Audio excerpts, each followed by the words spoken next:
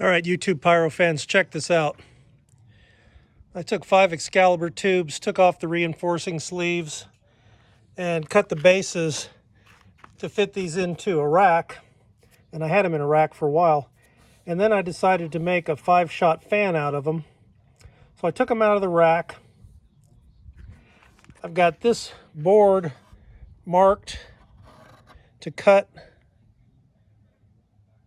So that'll fit on the back side of the rack. I'll take the 2 boards off the back of the rack and replace the 2 boards on the back of the rack with this plywood. And then I've got this 5-shot fan. These are 2-inch electrical conduit brackets or hangers or whatever they call them, straps. And I use those to screw these down to hold them steady. And I use these roofing screws which stick out the back. And I'll just, I'm going to cut those off so that's flush. Then what I'm going to do, I'm going to drill holes down here for fuse. And when I put my canister shells in there, I'm just going to dump the lift powder into the tube and then drop the canister shell. And then I'll have fast fuse or whatever rate fuse I want jumping across here just like a cake. So I can shoot these in sequence. I can shoot them all at once. I could start in the middle and work out.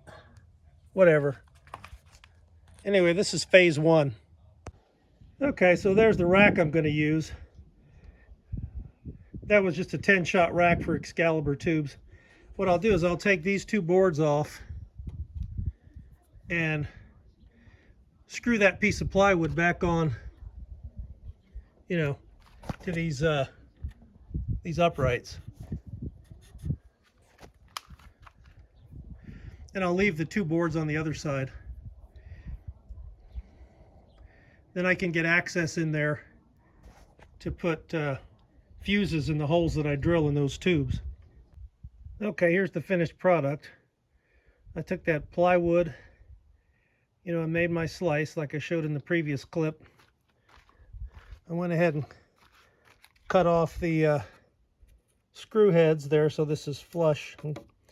Then I took the plywood and screwed it onto the back of the rack, onto the uprights,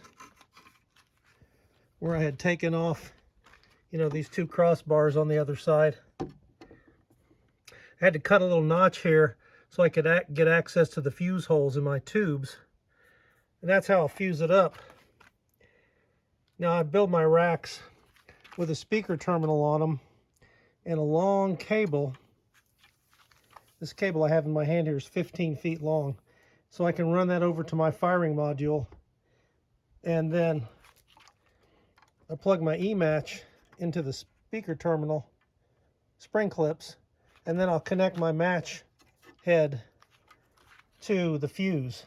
And I can fuse it from one end. I might fuse it to the middle. I can connect my match wherever I want, depending on the effect I'm going for. These fuses are just stuck in there for demo purposes. They're not secured. I have to secure them either with tape or hot glue.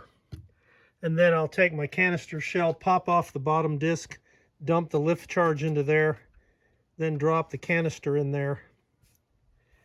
And that way I can fire this 5-shot canister fan. I'll probably put instant fuse in here. I don't know what speed this fuse is. It's just some I had laying around. But I'll probably put instant fuse in here to get, 5 shots all at once in a fan. And probably I'll select that all same effect. This is the first one of these I've made. If I like it, I'll go ahead and make some more. But that's your Excalibur tubes with the reinforcing sleeves removed, the bases cut off to fit in a rack. And then I changed it up, made a fan on a plywood. So now I got myself a 5-shot slice that I can fire instantly with an E-match. I'm sure most of you watching this are fully aware, but to use E-match, you've got to have an ATF license. and a storage magazine. This other product basically is the same as E-Match, but it's called Firewire. It's differentiated by the fact that it's got blue and white wire. But this stuff, any consumer can get it. It's made by a company called MJG, who also happen to make E-Match. And you don't need a license for this, so I'm not going to go into that. But if you're interested in electrically firing with matches instead of talons, you know, you can research about Firewire. Or if you want to have an ATF license, you can get E-Match.